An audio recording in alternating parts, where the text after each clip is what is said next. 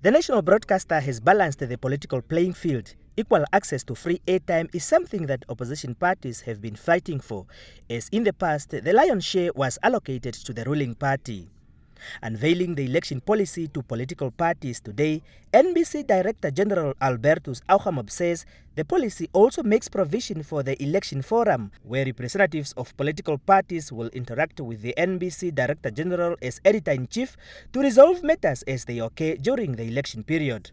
And at that forum, the idea really is for us to raise all of the issues during the election period as they occur, so that we do not wait for the elections have come and gone, and when we have all manner of court challenges and legal challenges that would not necessarily affect the outcome.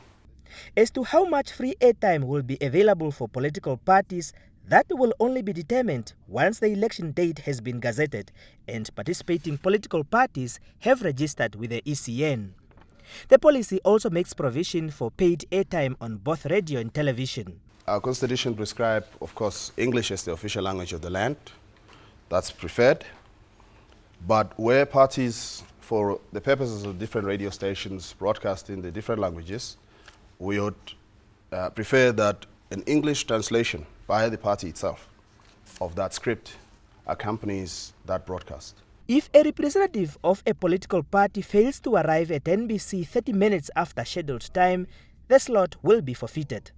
News coverage of political campaigns remains in the domain of the editorial policy, judged on what is newsworthy. However, the coverage of the head of state continues as normal.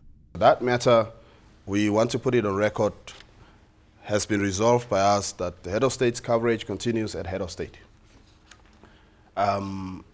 The candidates for president, that's a different matter. That's where we also want to ensure that those candidates that are standing all receive fair and equal coverage.